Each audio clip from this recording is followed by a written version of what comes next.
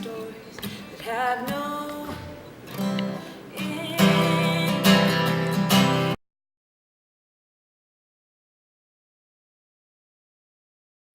Where did you move from? And then where did you move to? We heard that you had moved. I was living in Los Angeles for about 6 years and just moved back to North Carolina about 6 years ago. Before that, I was in Boston. But before that, I was in Cullowhee as a student here at Western Carolina.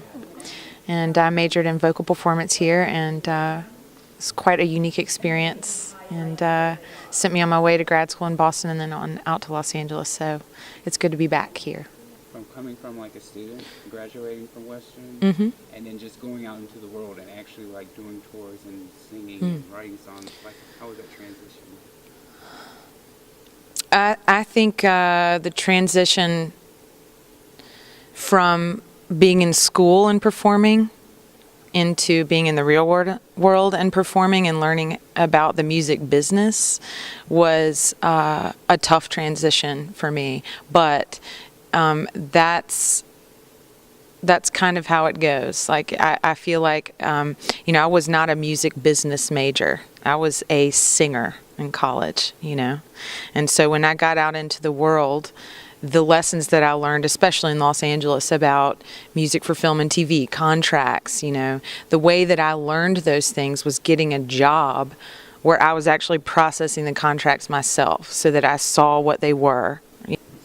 So you were a Western Carolina student, and how was your time here at Western? First of all, choosing to come here was pretty easy. I remember getting recruited by Dr. Holquist. He would call me every week when I was in Raleigh, still in high school, and check in on me and see how I was doing, and invited me up here to audition.